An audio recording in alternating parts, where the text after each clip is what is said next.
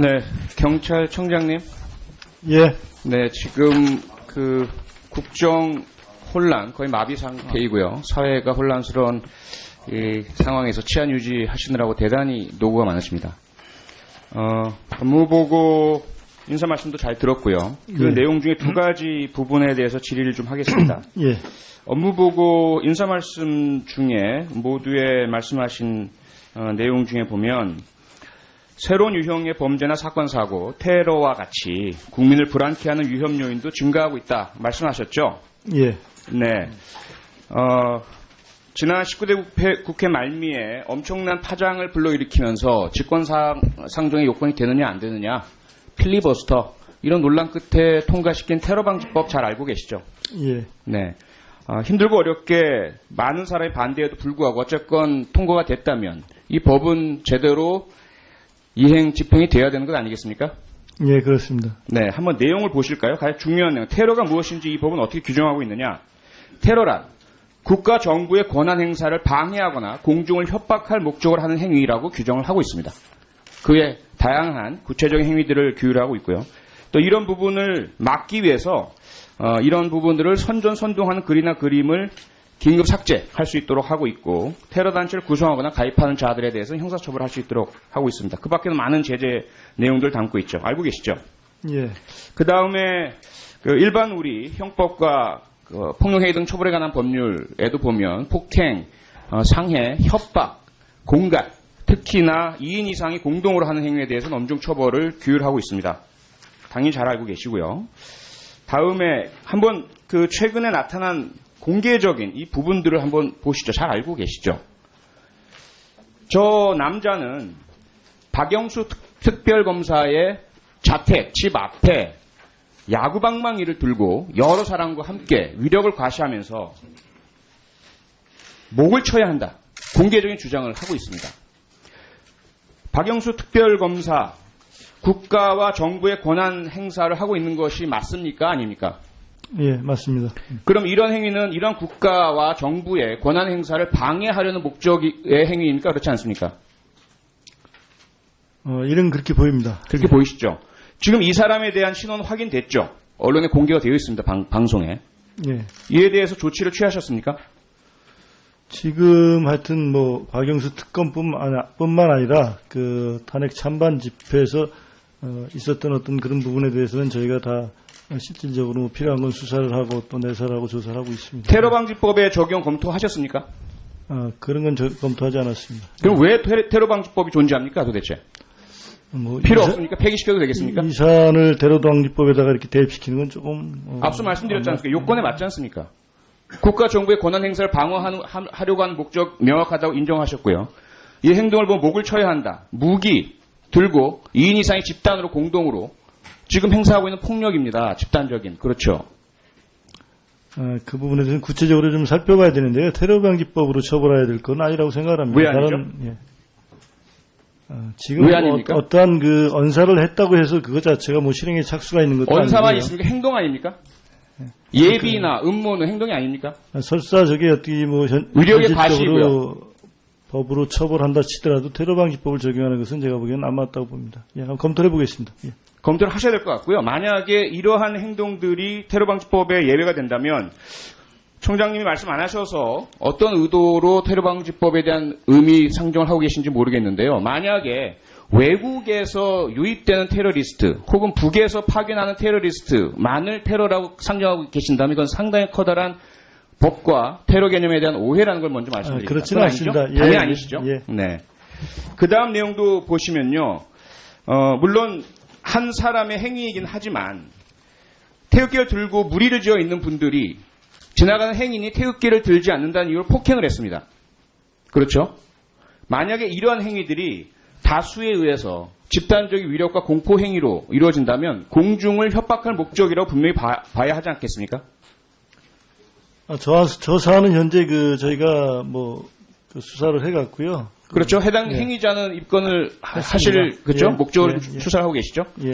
네, 하지만 제가 지적하고 있는 부분은 이런 개별적인 행위 하나하나만이 아니라 집단으로 반복해서 의도적으로 또는 조직적으로 행해지고 있는 그러한 정황이 너무나 강하게 포착되고 있기 때문입니다. 그 다음에 취재 기자마저도 폭행당했고요. 그 다음을 보시죠. 지금 앞서도 우리 자유총연맹 회장께서 상당히 이 국회를 무시하고 그리고 자유총연맹의 정치 개입과 헌법재판소의 기능에 대해서 폄훼하는 행동들을 정당화시키고 합리화시키는 그런 발언들을 자꾸 하시는데요. 현재 벌어지고 있는 모습입니다. 현직 여당 국회의원이 공개적으로 이 집회에 나와서 헌재가 탄핵을 신중하게 하지 않는다면 엄청난 정을 받을 것. 그리고 촛불 시민을 죽여야 한다. 이건 보수단체의 관계자가 한 이야기고요. 공개적으로. 그다음에 김진태 의원 같은 경우는 엉터리 탄핵을 주도한 국회를 해산하는 것이 정답이다. 국회 역시 국가의 권한 행사죠. 이 부분을 공개적으로 지금 권한 행사 방해를 선동하고 있습니다. 여기에다가 정광용이라는 이 단체 대표는 중대 발표를 한다라고 미리 예고까지 하고 이 공개적으로 오늘부터 국민 저항권을 발동한다. 김평호 변호인 지금 상당히 유명해지고 계신 분이죠. 이분은 국민에게 탄핵 심판을 맡긴다면 피와 눈물로 덮인다. 과연 이러한 공개적인 국가와 정부의 권한행사 방해를 선동하고 폭력을 선동하는 발언들을 그냥 이렇게 좌시하고 놔둬도 되겠습니까? 청장님 어떻습니까? 여러 가지 견해가 있을 수 있습니다만은, 그건 현장에서 하나의 정치적인 수사라고 저희는 생각을 합니다. 물론 그것이, 수사요? 예. 그럼 앞으로 계속 허용하겠다는 말씀이시네요? 그것이 현실적으로 어떤 위협이 될 때는 경찰권이 발동할 수 있겠지만은. 자, 25세 청년이 이정미 헌법재판소장 권한대행을 살해하겠다는 협박을 올렸다. 경찰이 수사한다고 하니까 자수했습니다. 알고 계시죠? 예.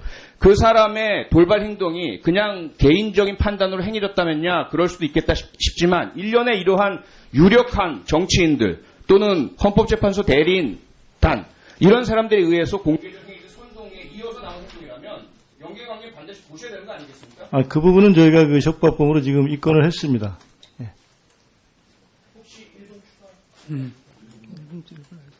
고맙습니다. 자, 다음을 한번 봐주시기 바랍니다. 앞서 청장님의 인사 말씀의 하반부에는 어떤 내용이 있냐면 법은 누구에게나 공정하게 적용된다는 사회적인 신뢰와 공감대를 확산시키겠습니다. 맞죠? 예. 네, 이런 의지를 갖고 계시죠?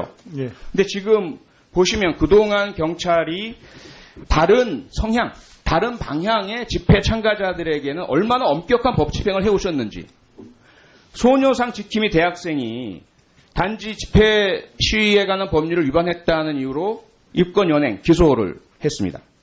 그리고 시를 낭송했다는 이유만으로 역시 입건했고요. 세월호 추모 집회 연행자들 그때 수천 명이죠. 이들의 98%를 입건하셨고 민중총궐기 집회에서 교통방해 혐의로 안진걸 참여연대 국장 그리고 정의당 전 의원 박원석 의원 모두 입건되었습니다.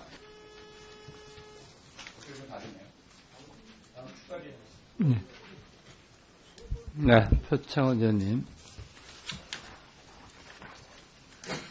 다음 우리 자유한국당의 강숙호 의원님. 예, 수고 많습니다. 강석호 의원입니다.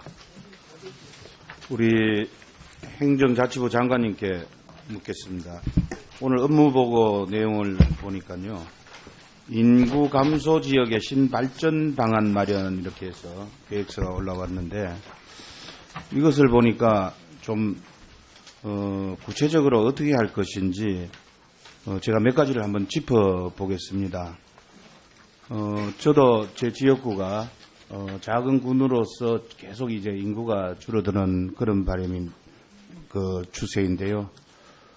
결론적으로 이 참 인구 6만 미만의 이 군지역 기초자치단체 중에 2030년 기준, 향후의 2030년 기준을 보니까 가장 총 인구 감소율이 아주 크고 또 고령화율도 가장 높을 것으로 이렇게 보입니다.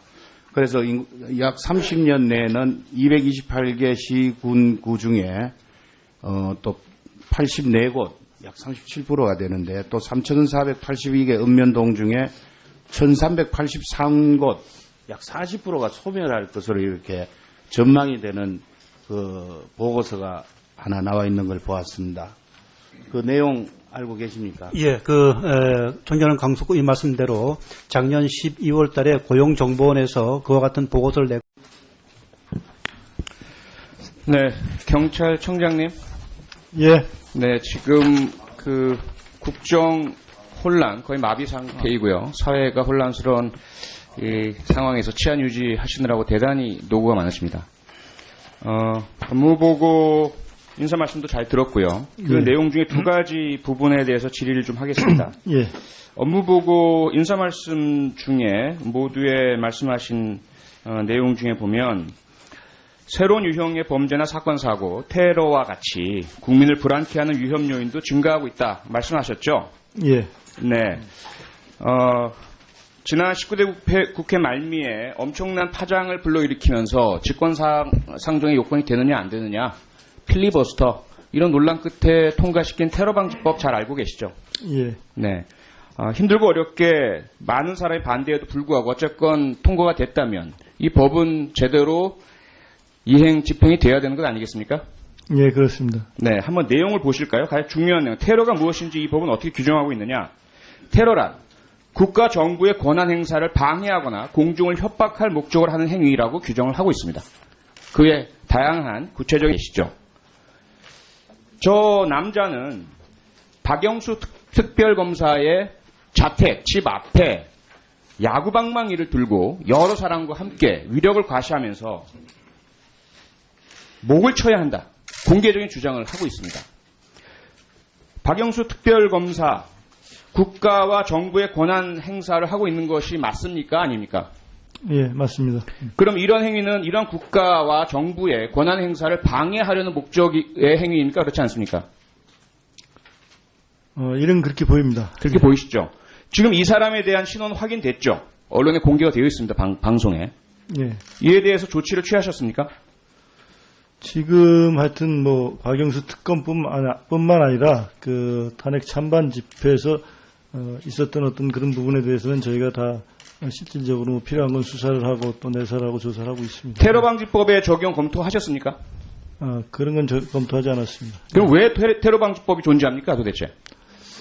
필요 없습니까? 폐기시켜도 되겠습니까? 이 사안을 테러방지법에다가 이렇게 대입시키는 건 조금 앞서 말씀드렸지 않습니까? 요건에 맞지 않습니까? 국가 정부의 권한 행사를 방어하려고 하는 목적 명확하다고 인정하셨고요. 행위들을 규율하고 있고요. 또 이런 부분을 막기 위해서 이런 부분들을 선전선동하는 글이나 그림을 긴급 삭제할 수 있도록 하고 있고 테러 단체를 구성하거나 가입하는 자들에 대해서는 형사처벌할 수 있도록 하고 있습니다. 그 밖에는 많은 제재 내용들을 담고 있죠. 알고 계시죠? 예. 그 다음에 일반 우리 형법과 폭력행위 등 처벌에 관한 법률에도 보면 폭행, 상해, 협박, 공갈, 특히나 2인 이상이 공동으로 하는 행위에 대해서는 엄중 처벌을 규율하고 있습니다. 당연히 잘 알고 계시고요. 다음에 한번 최근에 나타난 공개적인 이 부분들을 한번 보시죠. 잘 알고